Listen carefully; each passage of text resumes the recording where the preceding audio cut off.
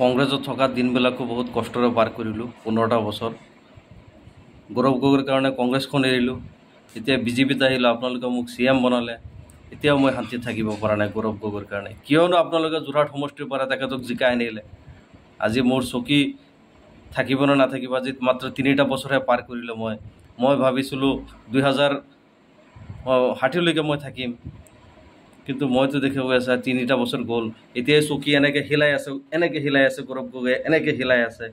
অনাগত দিনত যে মই এইখন চকী যে চম্ভালিব পাৰিম, মই ধৰি ৰাখিব পাৰিম, মোৰতো বিশ্বাস নহয়। মই সেইকাৰণে অসমৰ ৰাইজক মই কৰজোৰে অনুৰোধ কৰোঁ, আপোনালোকে মোৰ গাদীখন বচাওক। অনাগত 2060 চনলৈকে যাতে মই অসমৰ মুখ্যমন্ত্ৰী হৈ থাকিব পাৰোঁ, তাৰ কাৰণে সমূহ অসমবাসীলৈ মই ৰিকুৱেষ্ট কৰিছোঁ। শত প্ৰণাম কৰিছোঁ, শত প্ৰণাম। আপোনালোকে মোৰ গাদীখন বচাওক। আৰু গৌৰৱ গগৈ চাওক, এনেকৈ লৰাই আছে মোৰ গাদী মানে টানি লৈ যাবগৈ বিচাৰি আছে গৌৰৱ গগৈয়ে। তাৰপৰা একমাত্ৰ আপোনালোকে ভৰসা, আপোনালোকে যে মোৰ গাদীখন নবচায়, মই আৰু 2060 চনলৈকে আৰু অসমৰ মুখ্যমন্ত্ৰী হৈ থাকিব নোৱাৰিম।